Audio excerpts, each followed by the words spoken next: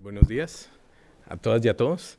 Este es un panel de puros centroamericanos, entonces lo vamos a hacer en español. Bueno.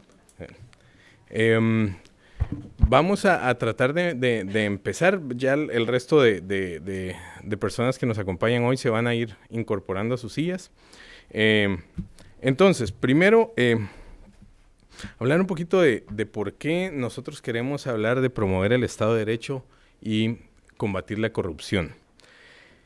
En el análisis que yo personalmente tengo y que en la Fundación tenemos, entendemos la corrupción como uno de las peores enfermedades que tiene la región nuestra, y por nuestra digo Centroamérica, ¿no?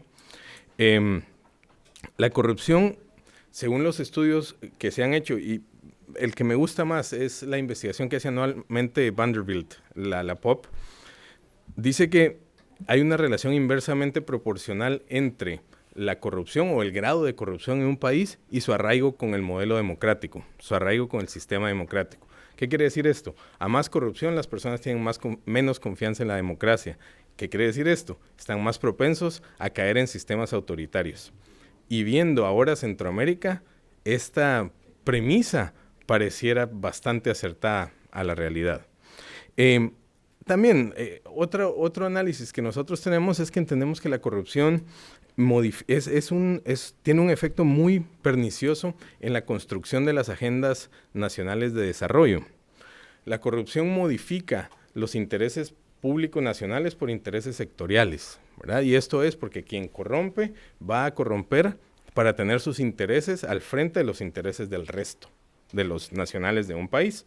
Y quien recibe el dinero de la corrupción va a modificar el interés, como funcionario público, va a modificar desde su obligación por velar por el interés público, el interés común, por los intereses de la persona que lo corrompe, o del grupo, o de la élite que lo corrompe, como lo querramos llamar.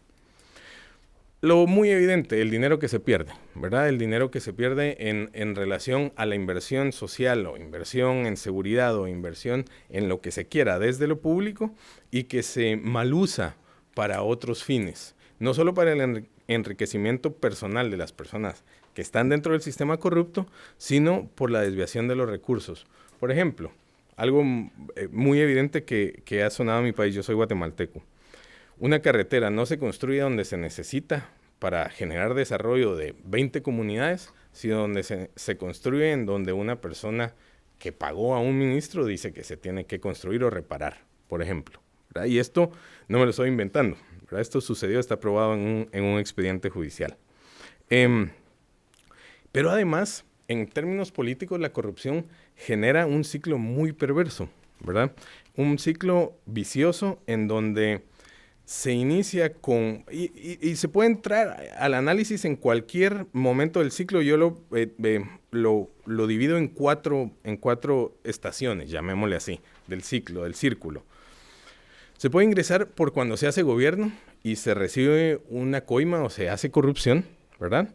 Y después se acumula, los políticos acumulan un cierto capital originario, llamémoslo así, y luego financian sus campañas políticas con ese dinero de la corrupción, ¿verdad? Esa campaña está permeada ya por esto. Luego, uno de todos estos políticos va a ganar las elecciones que están empañadas, por supuesto, por el financiamiento ilícito, y va a ser gobierno. Y este gobierno va a estar comprometido por quien financió esa campaña. Y entonces va a tener contratos fraudulentos, contratos corruptos, y se va a hacer de más dinero, ¿verdad? Y ese dinero lo va a reinvertir en una campaña electoral, en financiamiento electoral ilícito. Pero es un fondo revolvente que ha construido un sistema. Ayer estábamos en una reunión sobre Venezuela, y una persona que conoce mucho sobre lo que está sucediendo, hablaba de que en su país, decía ella, la corrupción y la impunidad son el sistema, ¿verdad? No es una anomalía, no son casos aislados, es el sistema, ¿verdad? Yo le decía, vea, en mi país, de la misma forma, hay un modelo que se construyó, y este modelo se volvió tan exitoso para enriquecer a ciertas personas que se convirtió en el sistema, y se perfeccionó en 40 años, ¿verdad? Y eso, desmontarlo entonces, es el gran reto de los centroamericanos. Aquí tenemos a 3 personas que desde su perspectiva y desde su carrera lo han hecho y están hasta el momento buscando fórmulas y nuevas alternativas para este combate a la corrupción. Y combate a la corrupción no solo significa combate judicial, ¿verdad? No solo significan casos, significa prevención, significa participación ciudadana y significa tratar de revertir lo que yo le llamo la cultura del no cumplimiento de la ley, ¿verdad? Que es lo que sucede en mi región, se busca cómo eludir la ley, ¿verdad? Y en algún momento se llegó hasta un punto en donde empezaban a existir comportamientos sociales de premio a quien se corrompía y entonces escalaba socialmente, ¿verdad? Ya no había sanción social para esto. Y esto hay que revertirlo, porque si bien los casos pueden ser útiles, realmente el cambio cultural es lo que va a hacer la diferencia completa en las sociedades nuestras. Tenemos entonces a 3 panelistas con nosotros, uno de Honduras, uno de Guatemala, uno de Costa Rica, pero que también tiene una visión muy regional, una visión desde el sector privado y desde la educación superior sobre el fenómeno de la corrupción y la prevención de la corrupción, el combate a la corrupción. Por último, quería decir que considero que este evento y este panel, y vuelvo a agradecer al Wilson Center, no pudo haber quedado en un mejor momento. Estamos a las puertas de la salida y la terminación de la iniciativa CICIG en Guatemala. Estamos también a las puertas de la terminación y la salida de la iniciativa MAXI en Honduras. Y estamos en El Salvador frente a la finalización de un momento en donde se avanzó mucho sin una iniciativa internacional, pero digamos lo que yo le llamo es que existió una alineación de los astros, ¿verdad? Hubo buenas personas encabezando 5 instituciones: la PDH, la Fiscalía General, la Corte de Cuentas, la Sala de lo Constitucional y el Instituto de Acceso a la Información Pública.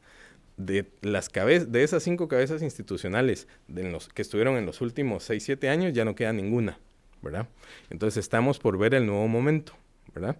Y El Salvador, con su nuevo gobierno, se abre a la posibilidad de una iniciativa internacional, como la Comisión Internacional contra la Impunidad en El Salvador, que empieza a discutirse y que vemos como un esfuerzo positivo para traer balance a la región y para replicar modelos que han traído éxitos y esperanza de posibilidad de justicia y posibilidad de cambio a otros países de la región. Habiendo dicho esto, tenemos una persona que nos va a hablar de Honduras desde el sector público, ¿verdad? Después de los grandes casos y de la llegada de Maxi a Honduras y con el caso del Instituto Hondureño de Seguridad Social que provoca aquellas protestas que ustedes recordarán, se genera un momentum y a partir de ese momentum se genera también institucionalidad a la que pertenece ODIR y que nos va a comentar sobre su experiencia. También desde Guatemala, a partir del 2015 y desde esas protestas, se genera un momentum de sociedad civil que ha sido la fuerza que ha impulsado muchos de los cambios en mi país y quien ha estado al frente también de estos movimientos, Álvaro Montenegro, que nos acompaña, y desde Costa Rica y desde Estados Unidos y desde la perspectiva regional, Alberto, quien es un académico de altos quilates que nos viene a dar un análisis desde esa perspectiva, desde el sector privado. Entonces, sin hablar más, por favor, Odir, cedo la palabra.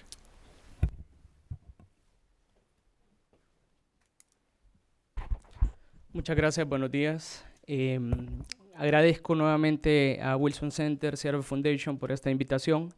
La verdad que es oportuno poder compartir los resultados de lo que en Honduras se ha estado presentando en los últimos momentos. Vean ustedes que el Consejo Nacional Anticorrupción, a la institución que yo pertenezco, es una organización de sociedad civil dedicada a la prevención y combate a la corrupción. Como antecedentes, en Honduras, de manera muy preocupante, y son datos que ha establecido directamente el Foro Social de la Deuda Externa, en nuestro país se habla de que anualmente se pierden aproximadamente 1.241 millones de dólares en concepto de corrupción. Esas son las pérdidas que anualmente estamos teniendo, esa cifra pudiendo aumentar siendo estas cifras el 4.5% del Producto Interno Bruto en nuestro país, se va solo en concepto de corrupción. Vean que Honduras en el combate a la corrupción en los últimos años ha dado algunos inicios. A partir del año 2014 se empieza a hacer un trabajo más extenso con la llegada de la misión de apoyo contra la corrupción e impunidad en nuestro país. Los presupuestos en nuestro país se han aumentado de manera vertiginosa en temas de seguridad, en supuesto combate a la corrupción, pero los índices finalmente nos establecen de que estamos igual que antes o peor que antes. Aquí hay unos índices internacionales, viendo que estamos hablando sobre el fortalecimiento al Estado de Derecho. Nosotros podemos establecer de manera categórica que en Estado de Derecho Honduras es un país donde no se ha respetado. La alta preocupación del respeto al Estado de Derecho nos ubica estrictamente en una posición número 103 de 113 países. O sea, la preocupación del no respeto al Estado de Derecho. Esas son las cifras que se presentan. ¿Y por qué razón nosotros vemos estos resultados? Bueno, finalmente por la poca credibilidad de la institucionalidad, por el poco acceso a la justicia, por los pocos resultados de la justicia penal, por la impunidad, nos ubican directamente en este país, en esta posición. Finalmente, en la región centroamericana, nosotros nos ubicamos al final de todo esto. Solamente en América superamos a Bolivia y a Venezuela. Pero esa es la posición que finalmente Honduras está ubicado, no porque CNA lo menciona, sino porque son índices internacionales que ha establecido el World Justice Project. Vean que Honduras también, aquí también respecto al perfil de Honduras, respecto al acceso de justicia penal, también nos posiciona en un ranking bastante bajo, en una posición de 103, en un ranking de 25 a 30. La verdad que estamos sumamente aplazados como país porque el combate a la corrupción, el tema de la justicia penal no ha sido tan contundente. No hay justicia civil, no hay justicia penal, el orden y la seguridad, si bien es cierto se ha aumentado el presupuesto, pero nos genera la alta preocupación de que este presupuesto sea otorgado directamente a Fuerzas Armadas como si fuese un país que se encontrase en guerra, cuando son países que no tienen ninguna guerra, sino que tienen indignación de muchas personas respecto a los actos de corrupción emblemáticos que han ocurrido en los últimos momentos. También esto nos hace pensar, bueno, Honduras se encuentra en la posición número 4 de índice de la percepción a la corrupción, siendo superados por Costa Rica, Panamá y El Salvador. Entonces, aquí vemos de que, si bien es cierto, hay una misión de apoyo contra la corrupción e impunidad, nos ubicamos en unos índices bastante alarmantes en tema de corrupción, considerándose de los países más corruptos en el área centroamericana. Vemos que tiene una posición 29 en el índice de percepción de la corrupción, pero aquí es un punto muy importante. Si ustedes se fijan, Honduras se encontraba en el año 2013 en el puesto número 133 de 192 países. A pesar de la inversión, a pesar de los esfuerzos, en la actualidad el último índice nos ubica en la posición número 132. Entonces también esto es de reflexionar, que si nosotros retrocedemos en el tiempo nos ubicamos en la misma posición de hace 10 años. O sea, de que la inversión económica ha sido bastante falsa por parte de nuestros gobernantes, porque los resultados nos mantienen igual. De hecho, hoy nos ubicamos como los países donde más impunidad hay, porque los casos emblemáticos de corrupción no se logran judicializar por las autoridades competentes, en vista de que estos casos emblemáticos incorporan o relacionan a personas de altos perfiles políticos en nuestro país, y eso podría generar un cisma político en el país si se llegase a judicializar. Pero esa es la tarea que como sociedad civil tenemos, impulsar todas estas acciones para el fortalecimiento del Estado de Derecho. Vean, ese ha sido el comportamiento de Honduras en cuanto al puntaje. La verdad que al final de cuentas es una posición bastante preocupante porque somos un país altamente corrupto, porque esos son los índices que finalmente se están presentando. Lógicamente, si no hay un combate a la corrupción de manera directa, vamos a observar que el índice de desarrollo humano nos ubica en la misma posición. La población hondureña del 100%, el 67% vive en pobreza. Entonces, lógicamente, la tendencia entre corrupción e índice de desarrollo humano tiene que ser el mismo. Entre más corrupción, menos desarrollo humano se va a ir presentando finalmente. Vean que aquí nosotros podemos establecer que la lucha contra la corrupción en el país se inició en el año 2014. CNA, como organización de sociedad civil, fue de las primeras que presentó estas denuncias de los casos emblemáticos. Nosotros podemos ver que en estos casos emblemáticos que se presentaron en los últimos años hay personas de relevancia política. Pero vean que solo son denuncias porque al final de cuentas hasta el momento no tenemos una sentencia condenatoria en contra de estos actores políticos. Vemos de que son diputados del Congreso Nacional. De hecho, hay actuales diputados que están en la función pública, que están vinculados en actos de corrupción. Podemos ver una ex primera dama de la nación, que es probablemente la única sentencia que pueda darse, pero que recientemente se aprobó un código penal en el país, que entrará en vigencia en este año, en el mes de noviembre, con el objeto de generar impunidad, porque todas estas penas estaban reguladas en el Código Penal de 6 a 12 años. El nuevo Código Penal incorpora penas de 4 a 6 años, con el objeto de que los corruptos, estos personajes que observamos en pantalla, puedan beneficiarse de las prebendas que la ley permite, como arrestos domiciliarios. Las penas sí se aumentan para la delincuencia común, pero para los delitos en contra de la administración pública, para temas de corrupción, se disminuye de manera considerable. Vean que la institución ha presentado denuncias en contra de directores, magistrados de la Corte Suprema de Justicia, porque si bien estamos hablando de Estado de Derecho, hoy por hoy podemos decir que en Honduras está tambaleando o hay dudas si existe un verdadero Estado de Derecho. ¿Por qué razón? Porque uno de los principales principios en el Estado de Derecho no está funcionando, no hay un sistema de frenos y contrapesos. El presidente de la República elige el presidente del Congreso Nacional y el presidente de la República también determina quién es el presidente de la Corte Suprema de Justicia. Entonces no hay límites en el poder, llevándonos a estados donde hay autoritarismo y autocracia de manera directa.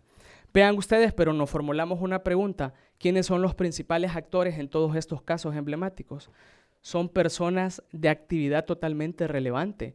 Entonces, el combate a la corrupción no siempre va a ser real, porque son actores políticos que finalmente tienen influencia en los diferentes sectores de la justicia y la administración pública. Son diputados del Congreso Nacional, exsecretarios de Estado, exministros, exdirectores del Instituto Hondureño de Seguridad Social, expresidentes tenemos denunciados. Lo que nos preocupa hoy por hoy es el tema de que el narcotráfico ya llegó a las esferas de la corrupción en nuestro país, en donde tenemos vinculaciones de manera directa de familiares para actuales mandatarios y exmandatarios, pero que finalmente el país tiene una duda en el verdadero Estado de Derecho. Esa es la característica que presentan estos actores. Finalmente no sabemos si la justicia va a llegar a estos actores, pero que tenemos que impulsarlo como sociedad civil es una obligatoriedad. Hay una parte importante que nosotros tenemos que mencionar, que si bien es cierto la institucionalidad no funciona de manera concreta, pero tenemos la suscripción de una serie de convenios internacionales que nos obligan como Estado al cumplimiento para la sanción de los corruptos y el combate a la corrupción. Una Convención de las Naciones Unidas contra la Corrupción y una Convención Interamericana contra la Corrupción. Debemos de exigir el cumplimiento de manera directa, de manera que los corruptos no se aprovechen del mismo. Finalmente, cierro mi participación haciendo una mención especial y una reflexión de manera directa para todos los presentes. Hoy por hoy estamos al cierre prácticamente de una misión de apoyo contra la corrupción e impunidad. Si bien es cierto, los resultados no han sido los que la sociedad hondureña ha esperado, pero por lo menos se han presentado avances sustanciales. El Estado de Honduras está jugando con los tiempos. A estas alturas debería de estar presentando las cartas de compromiso para extender el mandato de la misión. Si la misma misión de apoyo contra la corrupción e impunidad cae, es muy probable que las organizaciones de sociedad civil caigan y cedan. Y finalmente hemos perdido un Estado que combate la corrupción. Tienen que reflexionar, son alcances de la misma misión. Si la misión se va, el circuito anticorrupción, que son juzgados especializados que conoce casos de corrupción, se va. Lógicamente, la UFESIC, que ha dado pasos agigantados como Fiscalía Especial, no el Ministerio Público, sino que personas vinculadas a UFESIC han querido dar pasos importantes, también desaparecería esto y los casos emblemáticos de corrupción caerían finalmente y saldrían en libertad. Una ley de política limpia que promovió la misma misión también podría caerse. Los 10 casos que se han judicializado, recientemente se judicializó uno en donde vinculaban ministros con grupos de criminalidad organizada, al narcotráfico, también caerían estos casos. Entonces es la reflexión, no podemos seguir la experiencia que se ha presentado en Guatemala. El combate a la corrupción en Centroamérica es necesario, porque no solamente se roban los recursos de los nacionales, sino que también los recursos de la cooperación, y este es un mensaje que debe de quedar bastante claro. Debe de interesarnos, porque la corrupción es la generadora de la inseguridad, la migración y sobre todo el desempleo en nuestra región centroamericana. Muchas gracias. Muchas gracias, Odir, por tu presentación. Alberto, por favor. Muchas gracias a todos por estar acá. Y voy aquí a hablar a nombre de mis colegas, que son los que realmente saben de esto.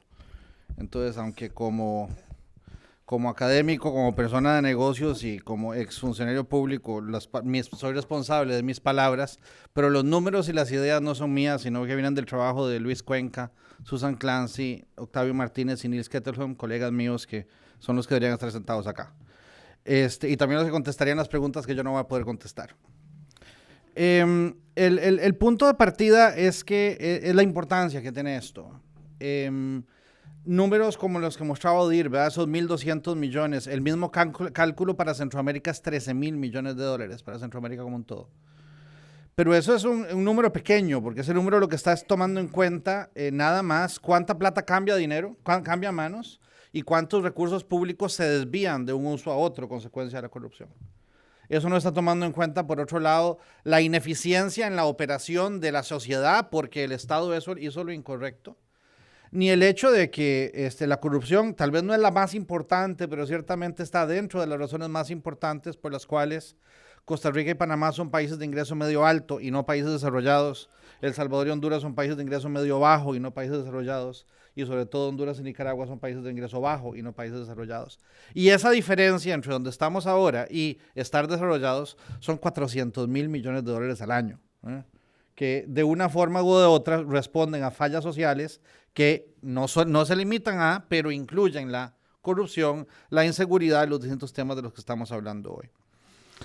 Las correlaciones además son muy fuertes, ¿verdad? Y uno podría pensar que ahí la correlación va en ambos sentidos. No es sorprendente que los países en América Latina o en el mundo donde hay menos corrupción son los países más desarrollados. Pero ahí uno podría decir, no, pues la correlación puede ir en las dos direcciones. Como soy más desarrollado, tengo mejores sistemas, tengo menores urgencias, tengo mejores preparaciones y eso me permite tener menos corrupción. Nosotros medimos en INCAE para el Foro Económico Mundial el índice de progreso social. Es una idea que se originó de ambas instituciones y en la cual nosotros de hecho somos el number cruncher global. Por cierto, que es un indicador que se puede llevar a unidades más pequeñas. En el caso de algunos países centroamericanos lo hemos llevado a niveles municipales o incluso a niveles de barrios. El IPS lo que mide no es el ingreso, sino lo que el ingreso debiera comprar. Aquello que debiera poder la sociedad tener por tener más ingreso. La correlación es más fuerte ahí entre corrupción e IPS que entre corrupción e ingreso nacional. Pero más interesante, hay algunos países en América Latina, se destacan ahí Costa Rica y Uruguay, donde les va mucho mejor en el IPS que lo que su ingreso sugiere. Igual que hay países que les va mucho peor en el IPS que lo que el ingreso sugiere. Esa diferencia, ese residuo, la parte no explicada, la parte del bienestar social no explicada por el ingreso, es la que está más correlacionada con la ausencia de corrupción. Es donde la correlación es más fuerte. Y es mucho más fácil imaginarse que ahí la causalidad va en solo una dirección. Un país menos corrupto, no solo va a tener mayores ingresos, sino que va a tener más capacidad del mismo ingreso sacar mayor bienestar social, mayor bienestar de la ciudadanía. Uno de los problemas que enfrentamos como sociedad es el hecho de que, la palabra en inglés sería pervasiveness, ¿verdad? No tengo idea cómo se dice en español, Pero, lo cual es una vergüenza porque inglés es mi segundo idioma, pero la generalización de estos problemas. 26% de los latinoamericanos en un solo año reportan haber tenido que pagar una coima. Pero el número es más grave cuando uno ve el pie de página de esa pregunta, de ese survey. Porque en el survey no es pagaste una coima, ¿en qué forma es? 26% reporta que yo pagué un soborno para recibir algo para lo cual supuestamente tengo un legal entitlement. En otras, porque además la gente no reporta cuando paga una coima para otro propósito, ¿va? 26% en un solo año significa que, con la excepción de aquellos que hayamos tomado la decisión consciente, informada de no, yo no voy a hacer esto nunca, ¿va? La gran mayoría de la población lo ha tenido que hacer o se ha enfrentado con la barrera por no hacerlo en un momento o en otro. Y esta generalización genera un problema, y es que la población percibe que cuando yo pago un soborno para que me dan algo que no me toca, soy corrupto yo y es corrupto el que recibe el soborno. Cuando yo pago un soborno para recibir algo que de por sí me tocaba, a lo que tenía derecho, el corrupto sobre el otro, no soy yo. Y entonces, cuando la población empieza a tener esa sensación, que por cierto, posiblemente tiene fundamento, en algún sentido tiene fundamento, se crea una cobertura en la cual la corrupción se hace tan generalizada que empieza a ser disculpada. Más preocupante es cuando en el mismo survey vemos a dónde es que están esos casos. El más común tiene que ver con temas de salud. El segundo más común con temas de educación. Lo que quiere decir, la gente se enfrenta cotidianamente al hecho de que aquellos servicios más básicos, más importantes para sí, de los cuales tiene derecho porque pagó el impuesto y son un derecho generalizado, tienen una coima de por medio para recibirlo. Y claro, hay una enorme variación en los números, ¿verdad? Hay un par de países latinoamericanos en que ese 26 es menos de 10%, hay un par de países en que es más de 50%. Pero en todo caso, el tema es que eso genera una perfecta mampara, porque cuando todos estamos haciendo algo, entonces nadie lo está haciendo, deja de tener esa percepción. Parte de este asunto es que además, y esto es un problema muy centroamericano, del cual, por cierto, mi país, que a veces escapa de algunas cosas, de esta no se escapa, sino que posiblemente es el peor. Tenemos un sistema legal y regulatorio que no es amigable con el usuario. En dos sentidos. El primer sentido lo ejemplifico yo con lo que me encontré mi primer día en el gobierno. Me estaba esperando el equipo de abogados, el solo hecho de que yo tuviera un equipo de abogados ya preocupa, para decirme, ministro, y esto es el minuto 1 de gobierno, lo que quiere decir, esto no era mío, esto es un problema heredado.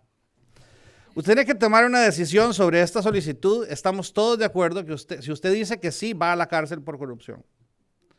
Pero casi todos creemos que si dice que no, también va a la cárcel por corrupción. Entonces estamos estudiando qué sucede si no dice nada. Y claro, es un perfecto caldo de cultivo para la corrupción, ¿verdad? Cuando las leyes son tan complejas que un equipo de abogados al servicio de un ministro, no estamos hablando del ciudadano normal, realmente no sabe si hay un camino legal para la encrucijada que se puso enfrente. Un montón de cosas que además terminan en ese limbo. Vamos a ver qué pasa si no decide nada. Y esos limbos se prestan mucho para eso. El centroamericano tiene una percepción posiblemente justificada, muy negativa sobre el costo-beneficio de su relación con el Estado. Ser ciudadano me impone costos, tengo que pedir permisos, tengo que pagar impuestos, tengo que hacer trámites, tengo que certificarme, etc. Eso me genera beneficios, ¿verdad? Cuando la gente empieza a tener una percepción de que el beneficio no está ahí, entonces empieza a pensar que, bueno, esto es $100 por la licencia, pero este señor me lo tramita rápido y sin preguntas por 100 más. Los dos pagos están en la misma categoría. No es que este es para una cosa necesaria, a la cual tengo derecho y tengo una obligación, y esta es una coima, no. Las dos son coimas. El Estado es un matón pidiéndome para algo que no entiendo el propósito, y este funcionario es otro matón pidiéndome para algo para lo que no entiendo el propósito. Y cuando generamos un ambiente en el cual estos fenómenos son tan comunes y son tan parte de las reglas, tenemos un problema que es todavía más profundo, que tiene algunas manifestaciones muy visibles. Los casos que mencionaba Odir salen en la primera página del periódico, involucran muchos dígitos y personas muy conocidas, pero también significa que lo que hay debajo es un sistema mucho más arraigado, mucho más profundo. El que tiene martillo todo le parece clavo, ¿va? Entonces nosotros empezamos a pensar qué podíamos hacer con esto. Es un tema que a primera vista, ¿qué está haciendo una escuela de negocios? Pensando en esto. Pero a nosotros nos pareció que, bueno, para empezar, de una escuela de negocios forma gente que luego va a tratar de tener que tener y hacer negocios. Un ambiente corrupto es un ambiente mucho más difícil para hacer negocios, mucho más difícil para crear empleo, para crear prosperidad, para generar una ganancia. Más importante está la noción de que nosotros estamos formando a quienes van a ser los tomadores de decisiones en negocios en la región. Igual que en el pasado formamos a quien hoy la están tomando. Empezamos a preguntarnos, bueno, ¿qué enseñamos? Creamos un bloque de enseñanza de ética en los negocios que es bastante más amplio del usual, que es obligatorio para todos los estudiantes, ¿verdad? Empezamos a vincular esto no tanto con temas morales, sino con temas sistémicos, ¿verdad? Es parte del bloque de cursos donde piensan en desarrollo sostenible, en economía, en el entorno de la empresa, en el desempeño de la sociedad, ¿verdad? Muy detrás de esto está una idea que por cierto, Nitin Nohria, el decano de Harvard, fue uno de sus padres, ¿verdad? De que nuestros estudiantes tienen la opción de firmar, y la gran mayoría firman un juramento MBA. La idea de esto es creamos algo, un conjunto de escuelas en el cual, igual que hay un juramento socrático para los médicos, ¿verdad? ¿Cuáles son los principios éticos en los cuales tengo que adherirme para ejercer esta profesión, ¿verdad? Bueno, si vos sos una persona de negocios, ¿cuáles son esos componentes, ¿verdad? Y hay un proceso muy consciente mediante lo cual los estudiantes tienen que decidir, ¿me sumo o no me sumo a este club? ¿Firmo o no firmo esta cosa? ¿Verdad? De manera que no sea un saludo a la bandera. El esfuerzo ha sido, pues, tratar de que nuestros estudiantes sepan que, ya que en el futuro van a ser tomadores de decisiones, lo que estamos tratando no es enseñarles a no hacer el mal, no es enseñarles a no violar la ley. No basta con no hacer el mal. Lo estamos tratando de enseñar a que si yo tengo recursos a mi mando, si tengo gente a mi mando, si tengo que tomar decisiones que afectan a la sociedad, no basta con no hacer el mal, tengo que hacer el bien. Y ese principio se filtra en cómo estamos enseñando esto. Y esto va a la segunda cosa que hemos estado tratando de hacer, que tiene más que ver con investigación aplicada. Y eso tiene que ver con, bueno, las mismas tentaciones ocurren en las empresas que ocurren cuando hay algo en el ámbito público. Pero en las empresas hay mucho menos corrupción. Cuando uno va y la mide, se da cuenta que hay muchísimo menos corrupción. Bueno, el por qué no es porque la gente sea éticamente distinta, aunque en la de menos sí. Una de las preocupaciones de la presentación de Odir es que en la de menos la cosa política está trayendo a la gente incorrecta. Y no solo que la gente se ve con tentaciones incorrectas, ¿verdad? En parte es porque las empresas se administran de una forma que hace mucho más fácil, y ya no estamos hablando de ética ni de derecho, ahora estamos hablando de contabilidad y de sistemas de información y de controles cruzados. Las empresas tienen sistemas para detectar cuando ocurre algo que no quieren que ocurra en su interior. Entonces, ¿por qué no nos planteamos la misma tecnología en recursos humanos, en determinación salarial, en manejo de las finanzas y la tesorería, en contabilidad, en control, en sistemas de información, las mismas cosas que funcionan en las empresas? Porque no empezamos a pensar más en serio cómo hacerlas funcionar en el ámbito público, ¿verdad? Incluyendo que ya en un par de los países, pues sus contralorías y sus órganos policiales o judiciales han pasado por nuestras aulas para tratar de absorber algo así. Y esa es nuestra pequeña contribución a una lucha que es muy amplia, en la cual ya me pasé de mis 12 minutos, así que paro aquí. Me pasé por 8 segundos, pero me pasé. Y donde obviamente hay mucha más tela que cortar que simplemente la ya muy importante central, que es la parte legal, policial y criminal de la corrupción. De acuerdo, muchísimas gracias, Alberto. Álvaro, por favor, si nos cuenta su experiencia. Adelante. Pero yo la derecha.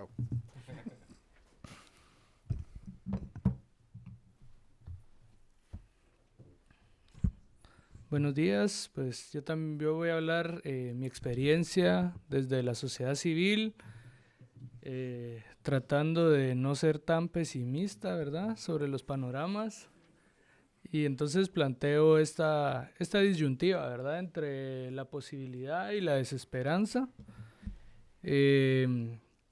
Ahorita Guatemala ha vivido un proceso de anticorrupción donde se ha amalgamado las investigaciones desde el Ministerio Público y una comisión internacional contra la impunidad. Y esto ha provocado un proceso de revelación donde se ha entendido cómo ha operado el sistema político, económico, en base a incentivos perversos, en base a funcionarios electos antidemocráticamente.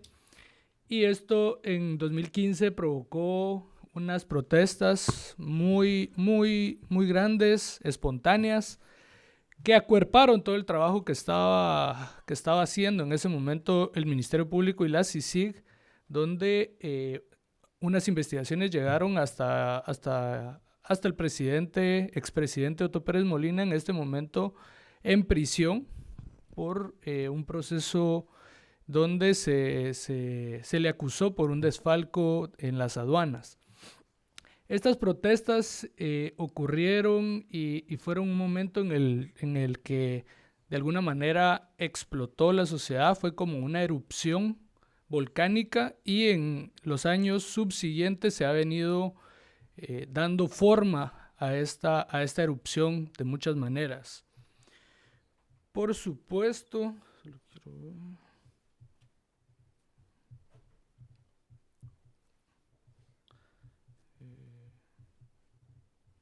esto ha provocado también, por un momento, en 2016, un intento de reformas. Sí se dio una reforma electoral que no fue la perfecta, sin embargo era una reforma que se había venido postergando desde los acuerdos de paz y que sobre todo se enfocaba en regular de mejor manera el financiamiento de las campañas electorales, ya que, como mencionaba Arturo, este financiamiento era el origen, de buena manera, de los ciclos de corrupción interminables.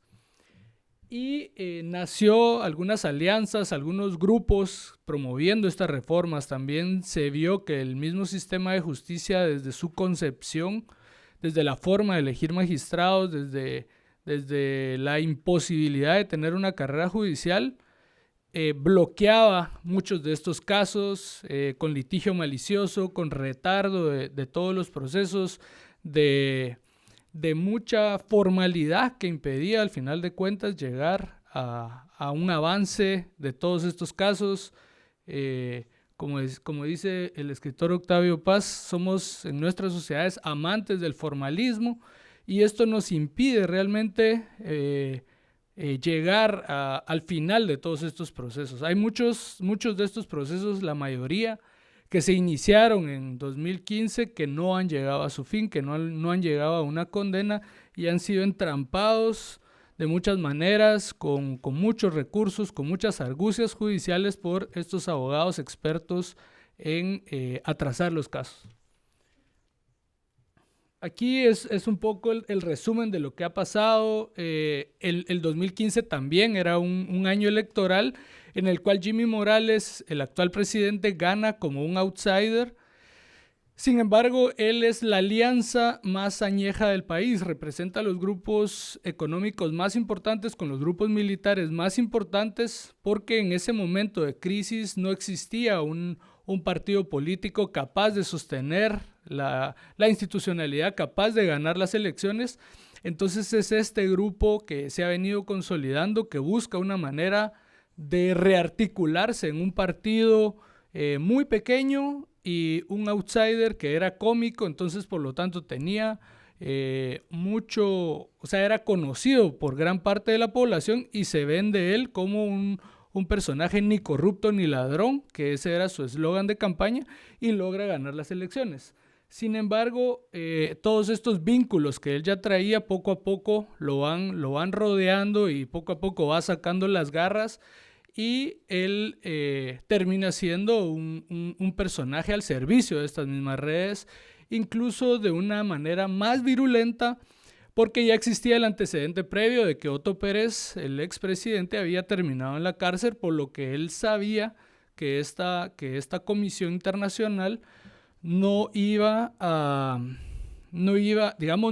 iba a prestar a una impunidad hacia el presidente. Entonces, empieza todo este trabajo de intentar sacar a la CICIG, empiezan muchos de los cabildeos internacionales aquí en Washington, empiezan campañas mediáticas muy fuertes de estigmatización de activistas, ataque a jueces, ataques a fiscales, y todo esto conlleva a un clima en el cual las élites políticas y económicas que se sienten atacadas por estos casos confrontan a esta lucha contra la corrupción, incluso plantean muchas demandas en contra de activistas, en contra de personajes importantes, y todo este sistema empieza a protegerse a sí mismo, a blindarse, sobre todo después de casos que involucran a grandes empresarios considerados intocables durante muchos años, ¿verdad? Donde se investiga el delito del financiamiento electoral ilícito, financiamiento electoral no registrado, y todo esto empieza a generar un clima de confrontación social. Empieza el presidente en 2017, pues declara o intenta declarar non grato al comisionado Iván Velázquez, quien es el jefe de la CICIG. Esto se revierte en base de una acción judicial, y la Corte de Constitucionalidad, el máximo tribunal, empieza a jugar un rol de árbitro de la sociedad, de intentar detener las arbitrariedades del presidente, y todo esto va generando también ataques hacia esta misma Corte. Luego de todo esto se va intensificando aún más, y el presidente se centra de manera mediática, de manera internacional, invirtiendo muchos recursos públicos. La canciller y el ministro de Gobernación se vuelven los principales actores. De hecho, prácticamente la política exterior se empieza a enfocar exclusivamente en esto. Se ocurre un discurso en las Naciones Unidas donde el presidente de manera muy fuerte critica el actuar de las Naciones Unidas. Se empiezan a dar estos pedidos de retiro del comisionado Velázquez, y el cabildeo en Washington también empieza a tener ciertos efectos, ¿verdad? Sobre todo con ciertos actores amigos y cercanos al embajador actual, que es Manuel Espina, y esto empieza a generar algún tipo de debilitamiento de esta lucha contra la corrupción de cara a un año electoral, que es en el año en el que estamos en este momento, que acaban de ocurrir la primera vuelta de elecciones. Todo el proceso con estas nuevas reglas se dio de manera distinta a los procesos anteriores, y empiezan a surgir nuevas candidaturas. Una de las candidaturas más fuertes es la de la ex fiscal Thelma Aldana, quien ha acompañado todo este proceso anticorrupción, tiene una gran popularidad y se perfila como una de las candidatas. Sin embargo, se le presenta una serie de dificultades, un caso que pudo haberse considerado administrativo de una posible plaza fantasma, al final de cuentas la deja fuera de la contienda electoral, y esto provoca que más o menos los mismos grupos de siempre queden al final de cuentas en una segunda vuelta que también ha sido bastante atropellada, porque en el Congreso, como se le denominó, pacto de corruptos, que era esta alianza entre empresarios y políticos, diputados, que se han intentado blindar y una y otra vez tratando de pasar algunas amnistías, fue debilitado en esta contienda en el Congreso. Y el Congreso en Guatemala tiene, como en todos lados, pero en Guatemala tiene un un poder muy fuerte, no solo porque controla todo el presupuesto, sino porque desde ahí se gestan muchas de las políticas, desde ahí se plantea la agenda, ¿verdad? Entonces, en este momento están intentando promover un discurso de fraude electoral, sobre todo los grupos más comprometidos con estos grupos de corrupción, porque en el Congreso se vieron muy perjudicados y han intentado debilitar al Tribunal Supremo Electoral. Ha habido mucha criminalización debido a que esta salida de la CICIG, que termina en este momento en septiembre, se ha perdido una cobertura que la CICIG daba a todos estos operadores de justicia, por un lado, en donde se ha visto una serie de ataques hacia fiscales. De hecho, el fiscal que investiga los casos electorales salió del país por amenazas un poco antes de las elecciones. Los jueces se muestran muy vulnerables y toda esta salida ha implicado que muchos de los actores se sientan con mucho miedo, y esto ha empoderado en buena medida a los grupos criminales, a los grupos de corrupción, porque ven un triunfo muy importante con la salida de la CICIG. La CICIG llegó a plantear una idea de incorruptibilidad en el país que no existía antes, ¿verdad? Sino se creó una percepción de que existía un ente que iba a ser incapaz de prestarse a los mecanismos de corrupción que se han venido dando desde hace muchas décadas.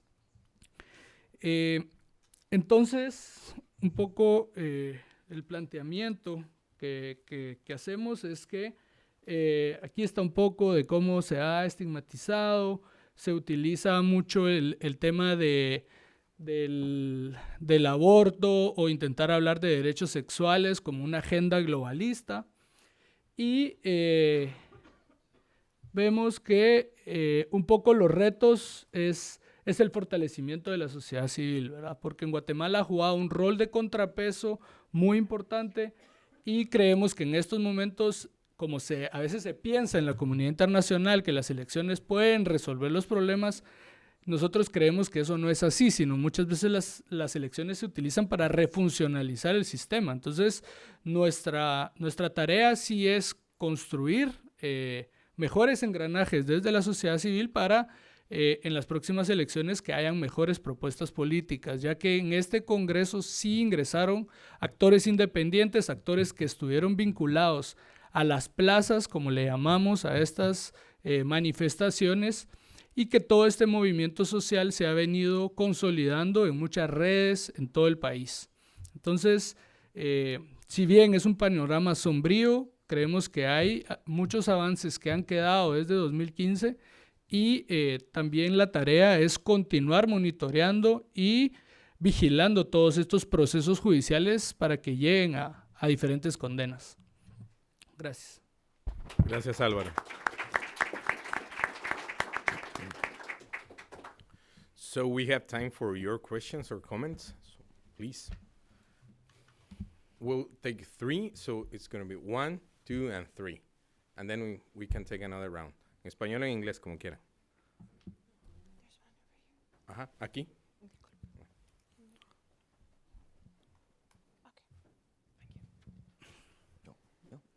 Gracias. Uno cuando escucha los relatos de lo que sucede en Honduras, Guatemala, El Salvador, uno no puede sino pensar en realismo mágico. Aquellos que hemos leído una novela de García Márquez, de Miguel Ángel Asturias, vemos esto que sucede en nuestros países y no podemos sino pensar que es realismo mágico una vez más. Por ejemplo, de lo que mencionaba Álvaro Montenegro y el caso de la elección del presidente Morales, que fue electo como resultado de la lucha anticorrupción en el 2015 contra el gobierno del presidente Pérez Molina, y años después lo llegan a entrevistar en televisión y le preguntan qué opina, esto al expresidente Pérez Molina, ¿qué opina usted de la decisión del presidente Jimmy Morales de expulsar a la CICIG de Guatemala? Y el presidente Pérez Molina dice, estoy completamente de acuerdo. Eso es realismo mágico. es impresionante. El presidente que fue depuesto como resultado de la lucha anticorrupción se convierte súbitamente en el fan número 1 del presidente Morales. Realismo mágico.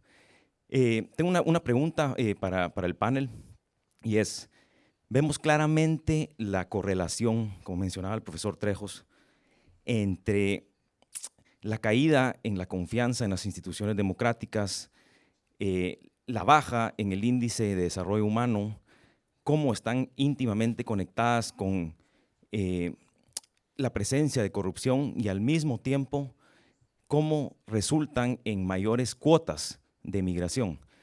Pero por el otro lado vemos este debilitamiento tan evidente, por ejemplo, para la Masí en Honduras, la CICIG que languidece, está a punto de morir en Guatemala.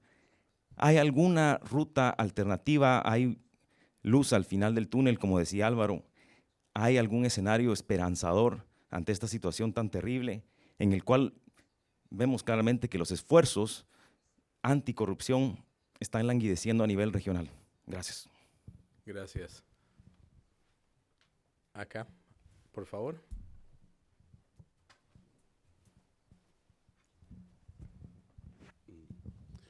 Buenos días, mi nombre es Cristian Sánchez, soy de Pro Honduras Network. Bueno, el panel ha hablado con nombre y apellidos de los corruptos, especialmente de Guatemala, pero en mi país tiene nombre y apellido y es Juan Orlando Hernández. Todos sabemos aquí quien quita y pone gobierno es el Departamento de Estado. ¿Tiene algún plan el CNA, viendo que van a quitar la Maxi en nuestro país, de hacer ese lobby en el Departamento de Estado? Y si no es así, por lo menos darle la sugerencia a usted de que se acerque a los fiscales federales del Distrito Sur de Nueva York, que están siguiendo los casos de narcotráfico, entre ellos el hermano de Juan Orlando Hernández, acusado de narcotráfico en alta escala. Gracias. Gracias. Right there in the back. Thank you. Hello, thank you for the opportunity and thank you for the panel. That gets loud. Excuse me. The two panels I've been listening to basically comes down to one word in my mind: money. All of this drives from power, but power then results in the money. And all the corrupting elements, all the elements from the previous panel, all drive to who's getting the money and who's spending the money and how is it being obtained. That being said, the concept of the Foreign Corrupt Practices Act, what kind of impact has that had on Guatemala? Is there anything in the country that's dealing, from your perspective, of challenging those businesses that are doing corrupt practices in Guatemala for the purposes of making money, including corrupting the government officials? And the second part is, right now in the United States, there's a significant ongoing effort to de-risking, which means they're looking at foreign banks, looking at foreign institutions, and they are severing accounts because of the risks of those financial institutions. Latvia, for example, is under significant concern right now. They've just gone through their own massive compliance review. I can see Guatemala being in the same situation with the level of corruption and risk factors associated to the activities in Guatemala dealing with finance.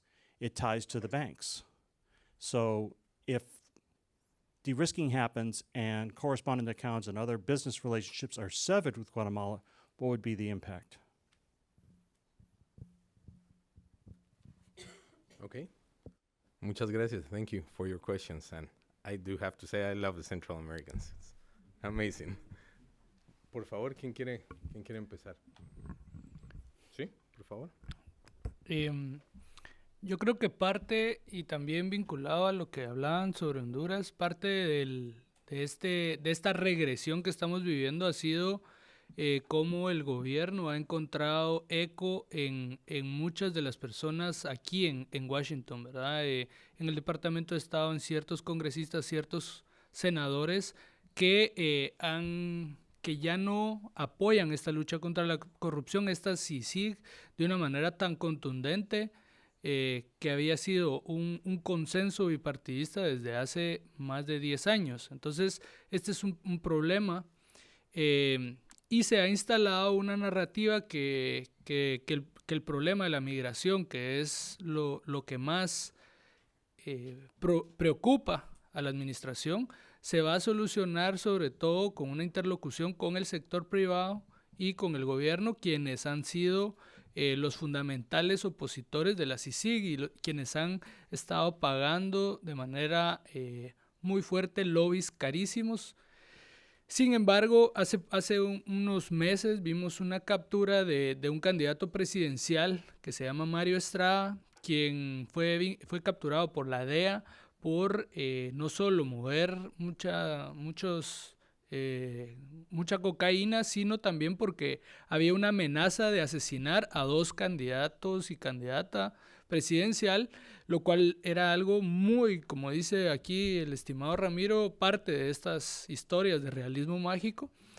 Él es capturado y se ve y en una reunión poco antes de su captura se supo que estuvo el presidente, se supo que estuvieron funcionarios ahí de alto nivel. Entonces vemos una correlación entre el narcotráfico, la corrupción, la debilidad institucional, la pobreza, porque este dinero nunca llega el dinero del Estado nunca llega a resolver los problemas, y esto fomenta aún más la pobreza y por lo tanto también fomenta más la migración. Entonces vemos que realmente toda esta corrupción generalizada, la debilidad, el narcotráfico que está creciendo en el país, y es decir, por lo tanto la CICIG es el ente por naturaleza e independiente que puede contrarrestar todos estos flagelos, ayudaría o está ayudando en reducir esta pobreza y por lo tanto la migración. Entonces nosotros creemos que esta visión es muy importante que se sepa también acá, ¿verdad? Que no solo el gobierno y los actores privados son quienes eventualmente pueden reducir esta migración, sino que toda esta lucha contra la corrupción sí tiene un efecto en todos los migrantes que están viajando diariamente. A ver, no tengo mucho que añadir ahí. Las preguntas se me alejaron de mis temas. Pero sí, me parece que una cosa que vale la pena subrayar es el hecho de que algunos de los problemas que estamos hablando no solo tienen, obviamente, enormes responsabilidades individuos aislados, hayan o no hayan sido nombrados acá, sino que nosotros hemos creado, mucho más en unos países que en otros, pero en alguna medida en América Latina hemos creado sistemas en los cuales hay un poquito de corrupción en muchos lugares, mucha corrupción en alguna, no la hay solo en muy pocos lugares. Es una cosa muy sistémica, muy generalizada, donde el soborno para el policía, para que no me haga el ticket por ir a una velocidad a la que no iba, es parte del mismo sistema del pago a las campañas electorales o de los sobornos de gran escala que luego terminan en la primera plana. Y por lo tanto que necesitamos soluciones que sean más sistémicas, ¿verdad? Y necesitamos además, obviamente, organizaciones que hagan lo que ustedes están haciendo, ¿va? Señalando cosas, denunciando cosas, haciendo el activismo, haciendo el cabildeo, movilizando opinión, sino que también haya organizaciones desde nuestros demás caminos en la vida, tratando de cambiar las cosas en aquello a lo que tengamos acceso, ¿verdad? A la hora de hacer negocios, a la hora de educar gente, a la hora de hacer nuestra pequeña ventana. No es solo un esfuerzo policial, político o de denuncia o criminal, que sí lo es y eso es muy importante. También es un tema de cómo manejamos todos nuestros asuntos todo el tiempo. También es un tema de generar datos y generar información para que ese análisis luego permea todo, ¿verdad? Tenemos que verlo más sistémicamente que eso. Yo sí creo que hay luces con las cuales solucionarse, ¿verdad? Yendo a tu pregunta mágicamente realista. Una de ellas es que pese a todos sus enormes problemas de hoy, yo francamente creo que Centroamérica es bastante mejor que lo que yo me imaginaba que iba a ser cuando yo cumplí 18 años. Me parece que la región tiene oportunidades, que el hecho de que la región es tan diversa también significa para cada país, bueno, lo que aquel vecino está haciendo bien, el camino que aquel vecino ya caminó, es una cosa que puedo caminar yo. Tenemos mucha oportunidad de benchmarking entre nosotros. Hay muchos países en el mundo que han salido de huecos como este. Pero eso requiere de nuevo de un trabajo mucho más sistémico, de un cambio de toda la sociedad, de muchos más datos y mucho más investigación. En cuanto a cosas como el Foreign Practices Act y demás, a mí en algunas de estas cosas me preocupa, sin embargo, que el approach, necesarias como son, y definitivamente son necesarias y son valiosas, que la aproximación al tema es parecido al de la quimioterapia, ¿no? Vamos a ir a envenenar al paciente con la esperanza de que el cáncer se muera primero que el paciente. Lo que algunas de estas prácticas están diseñadas de manera que todos somos sospechosos hasta que se prueba lo contrario. Y los que cumplimos la ley tenemos que pasar por un enorme costo en el cumplimiento del filtro. Cierto, ahí se detectan de vez en cuando aquellos que no logran pasar el filtro, ¿verdad? Pero me parece que esfuerzos mucho más puntualizados, mucho más inductivos tal vez, en vez de deductivos, tienen que ser un complemento, porque si no, posiblemente el costo que los no corruptos pagamos, ¿verdad?, por pasar por el sistema que eventualmente capturaría a los corruptos, también es muy significativo y le ayuda a los corruptos a encontrar una mampara detrás de la cual ocultarse. Gracias, Alberto. ¿Oír? Bien, respecto a lo que se mencionaba, yo creo que es importante fortalecer las organizaciones de sociedad civil en Honduras. Creer mucho en las organizaciones, la institucionalidad está debilitada, pero todavía hay algunas organizaciones que con mucho tino podemos combatir la corrupción y señalar con nombre y apellido a los corruptos. Respecto a la pregunta que formulaba, evidentemente yo creo que la información está suficientemente trasladada. Estados Unidos conoce la situación real del país, porque la captura a una persona no se da porque sí, sino porque se da porque hay suficiente información y vinculaciones. Corresponde a las autoridades competentes a hacer su trabajo. Sin embargo, desde Honduras nos corresponde continuar señalando a los corruptos. Tenemos una gran cantidad de corruptos. Sepan que el tema de corrupción son estructuras organizadas de poder. No solamente es una persona. Son estructuras que trabajan entre sí de manera coordinada. Desafortunadamente, los buenos no nos coordinamos siempre para atacar a los corruptos que están totalmente coordinados. Tenemos un poder legislativo que tiene una gran cantidad de corruptos operando hoy por hoy, que ellos son los que crean las leyes. Tenemos el poder ejecutivo, personas vinculadas en actos de corrupción, y tenemos un poder judicial que ha perdido la credibilidad total, que otorga recursos de amparo, recursos de inconstitucionalidad para poder determinar de que una ley que combate la corrupción les afecta. Entonces también tenemos que creer que sociedad civil puede hacer su trabajo, pero también tenemos que exigirle en la institucionalidad que haga lo que le corresponde. Nuestros países del área son países dependientes económicamente y las presiones se pueden ejercer mediante estos mecanismos y le corresponderá a cada quien hacer su trabajo, pero sepan que desde CNA continuaremos señalando a los corruptos con nombre y apellido porque hasta ahí nos permite la ley. Gracias, Odir. Sí, tenemos tiempo para una más. Eric. Sí. Quería hacer un poco de seguimiento al comentario. Sí, quería hacer seguimiento a tu comentario sobre el tema de las estructuras organizadas de poder con el tema de la corrupción. No sé si habéis visto la serie esta en Netflix, El Mecanismo, sobre la Operación Lavallato, que al final de la primera temporada se da cuenta de que ocurre al nivel más bajo, o sea, el individuo. Yo me pregunto, ¿cómo atacaría o sea, que es sistémico, o sea, ocurre en todos los niveles? ¿Por dónde lo atacarías para intentar combatir la corrupción? ¿Vas al nivel alto, o sea, es decir, a las estructuras organizadas de poder, o intentas cambiar el comportamiento de los ciudadanos para que no paguen coimas o hagan otro tipo de, como llaman, microcorrupción, ¿no?, que también contribuye a todo esto? Gracias. Con nuestra experiencia, CNA en el 2014 comenzó a hacer investigaciones de empleados de tercera, cuarta, quinta categoría. Y vimos de que estos casos pues se llevaban a los juzgados algunos, finalmente no generaba el resultado que se deseaba. Con el tema del seguro social vimos una gran cantidad de millones de dólares que se robaron, pero llegó hasta el director del seguro social. Como CNA hemos replanteado la estrategia y nos hemos ido a las altas esferas, porque de nada sirve que estemos atacando abajo mientras los de arriba seguirán operando. Entonces tenemos que llegar a las altas esferas, atacar, denunciar. Precisamente por eso hemos llegado nosotros a denunciar a un expresidente de la República con pruebas contundentes de que malversó fondos públicos.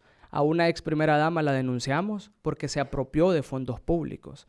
Y esto es lo que va a generar una prevención general en toda la ciudadanía hondureña, va a generar mucho mayor confianza y va a generar sobre todo la posibilidad de que la sociedad hondureña continúe denunciando.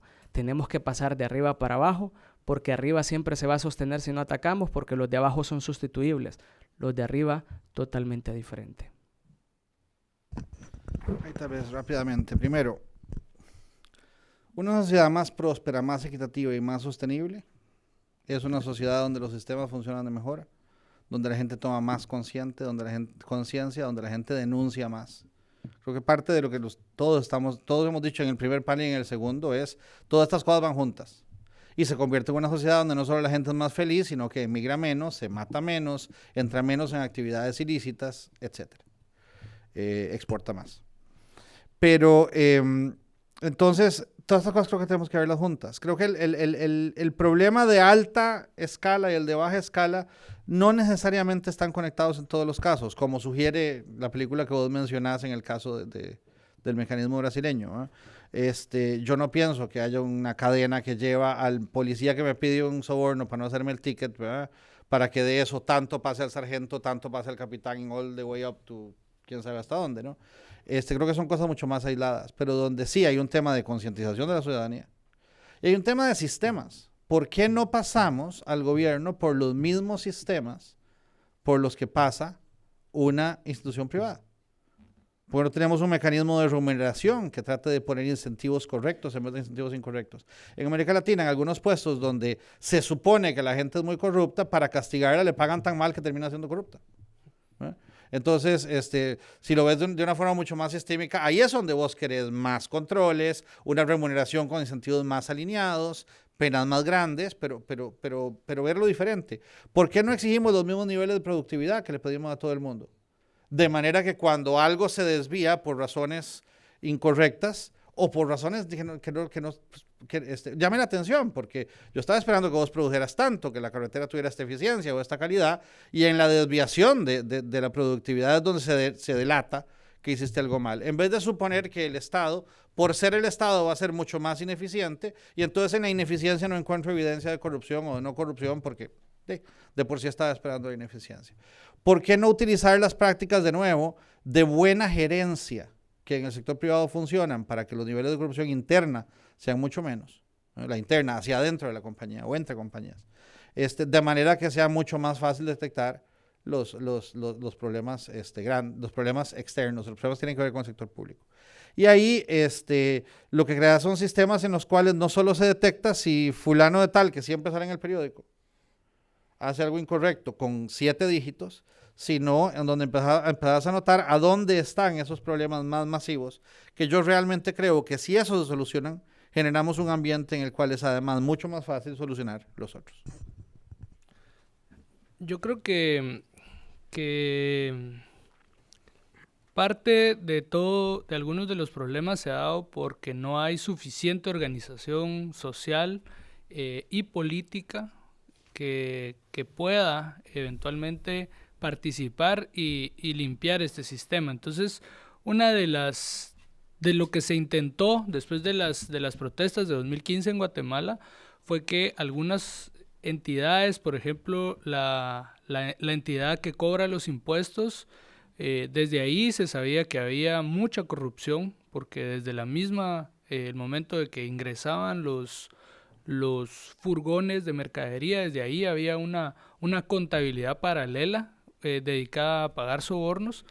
Entonces se ingresó un nuevo jefe de esta institución que empezó a limpiar empezó a cambiar las políticas. Y esto fue una de las formas que en principio se trató de trabajar, que al momento de que se notaba una corrupción, se capturaba al jefe o a los jefes e ingresaban nuevas personas éticas y comprobadamente comprometidas con esta lucha anticorrupción, y eso de alguna manera dejó algunos beneficios. Sin embargo, se veía que al momento de que llegara este mismo presidente o se llegara desde arriba a tener un miedo de que esta lucha anticorrupción les puede llegar, entonces también empezaron a evitar este tipo de avances. Y por el otro lado, este fortalecimiento de la sociedad civil y que esto provoque también mayor participación política. Ahorita vemos que hay, como les decía, algunos nuevos actores en el Congreso, diputados muy jóvenes, menores que yo, que empezaron con estas protestas que en este momento han llegado.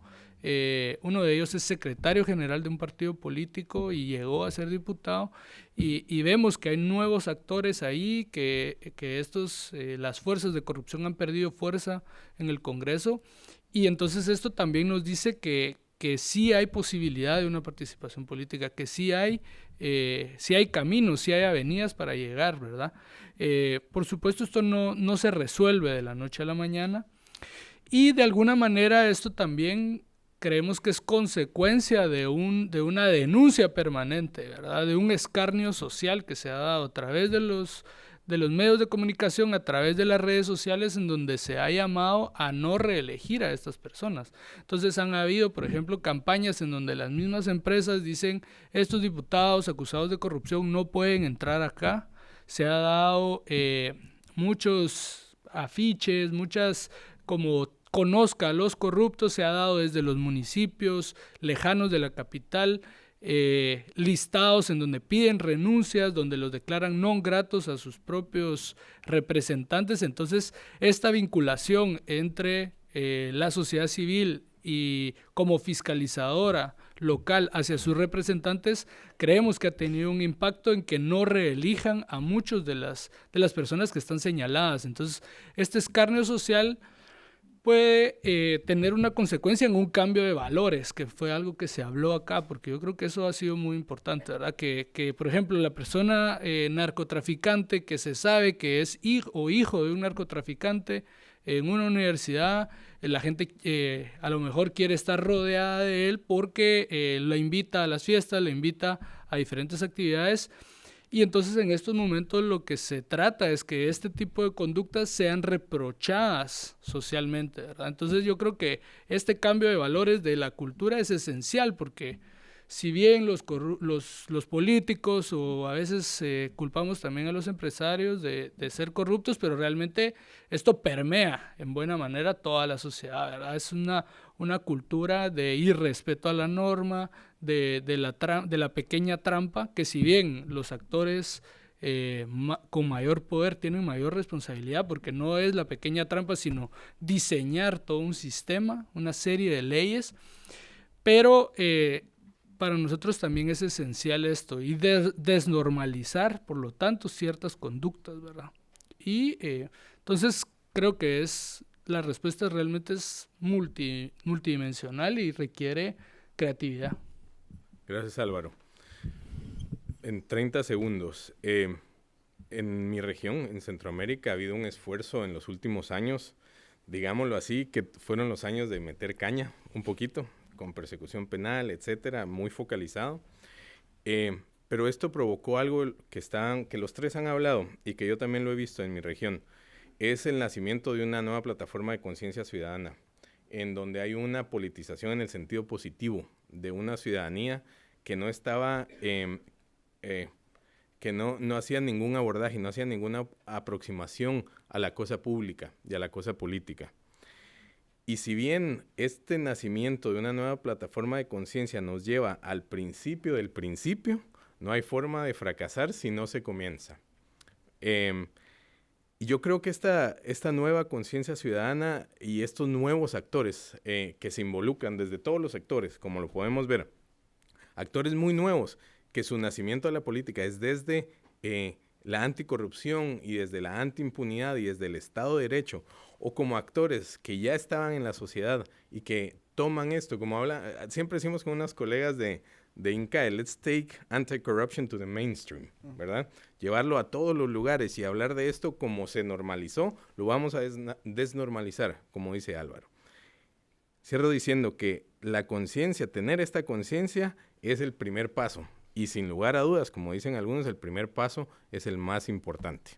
Entonces, muchísimas gracias por estar aquí, agradecemos mucho su presencia, su atención y a ustedes muchas gracias.